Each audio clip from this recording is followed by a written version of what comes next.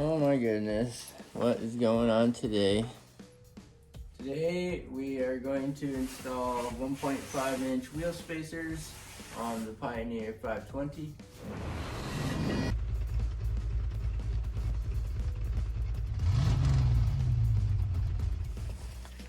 So I'm in the garage with the Pioneer 520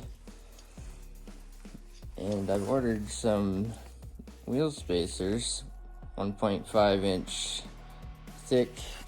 I have a 3/4 inch or 19 mil socket here, and it's a thin wall socket, but it still won't fit in these holes on the spacers. So I ordered these small diameter locking style lug nuts. They're only $20 on Amazon, and they actually come with 20 of them, and they're small enough that they fit in here, and you can put your socket out here to tighten them up.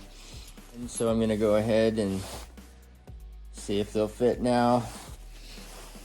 I measured the track width on the front of the machine, and it came in at 49 inches from the edge of this tire to the edge of this tire. So 1.5 inches on each side, should be 3 inches overall. So it should come out to about 52 inches wide, maybe when it's done.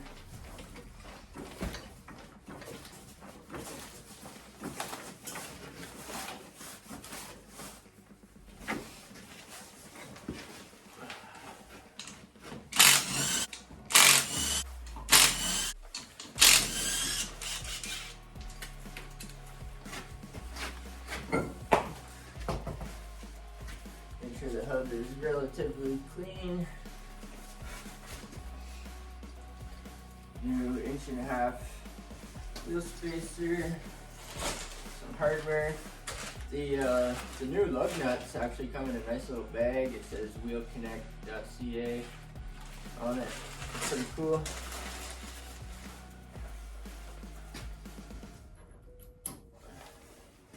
So these should fit on here.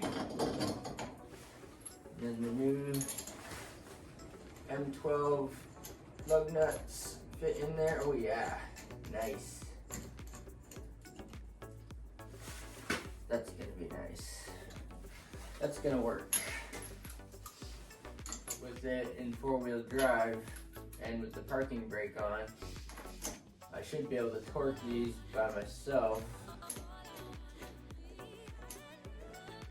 I think I'm gonna torque these spacers around 90 foot-pounds, I think. Set my torque wrench to 90 foot-pounds.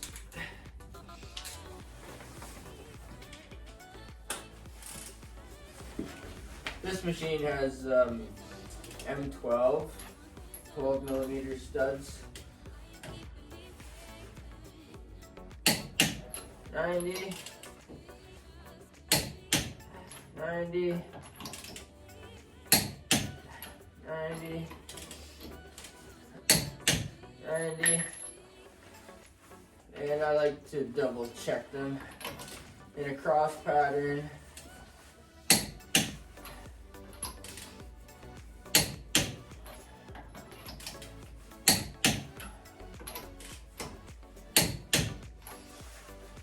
Okay, so the spacer's torqued to 90.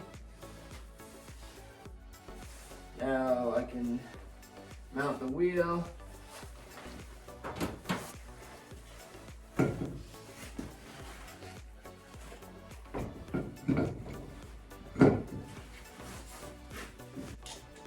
gonna try to tighten these up by hand. Get them nice and centered on the studs.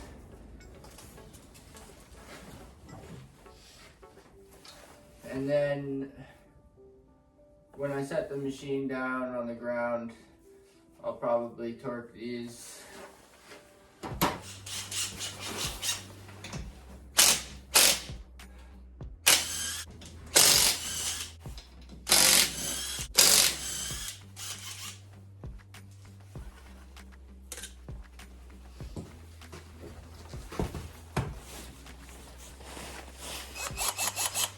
Got me a wire wheel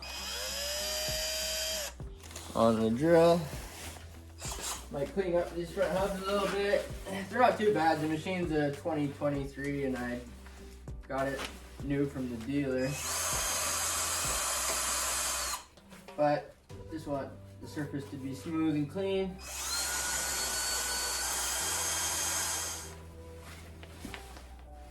Fit this on here.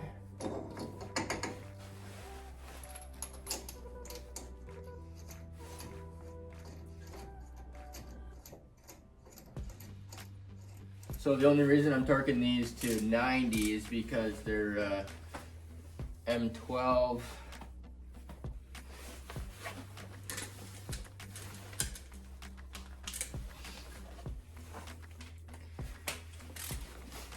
And I'm just giving them cross pattern a little bit at a time.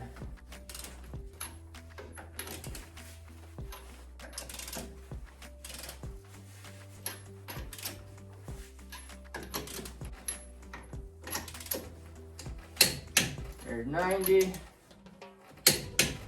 90, 90, 90, and I'll double check that.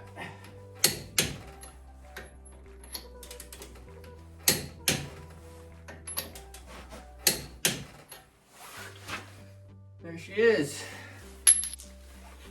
So these studs are M10 and the directions says to torque them 60 to 80 foot-pounds, I believe.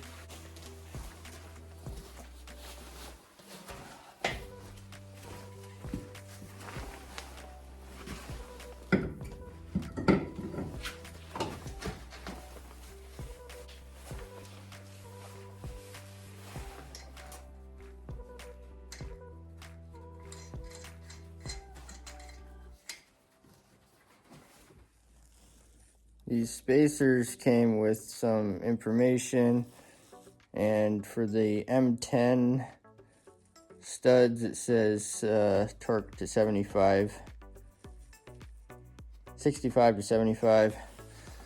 So I'm gonna torque these studs to 75 because these are M10 studs on the spacers. As per the directions. So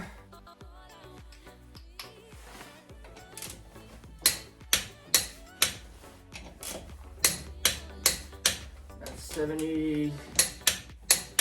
76 on my torque wrench right there.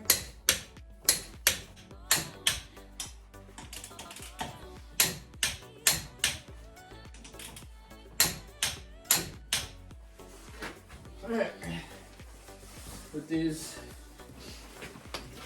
these bolt-on spacers, it's pretty important that you bust out the torque wrench and torque them good and proper. It's recommended that you actually double check them after 100 kilometers or so. So we might do that.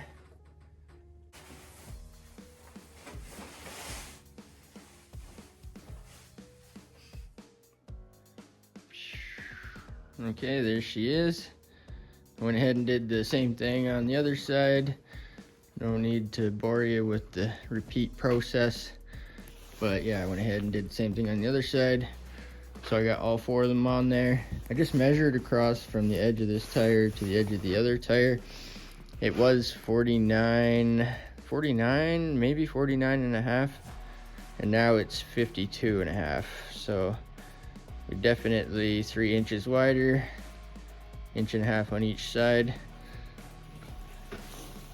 It's not too much with the side of the machine. I don't think it's too much. On the back here, the tire was tucked in a little bit on the rear, and now it's just a little bit better than flush. It doesn't really poke out, but the bulge of the side walls pokes out just a tiny bit, but that makes it nice difference in the stance and stability. 1.5 inches on each side. Yeah, she looks a little bit wider. Should be a little more stable in the corners and whatnot. And I measured the ground clearance also just now, and it seems to be right around 11 inches. Right around 11 inches there, since I put on the 26-inch tires in one of the previous videos, and I cranked up the preload on the coil spring, coilover adjustment there. So she's not too bad. That's what she's looking like right now. A little bit wider, a little bit taller than previously.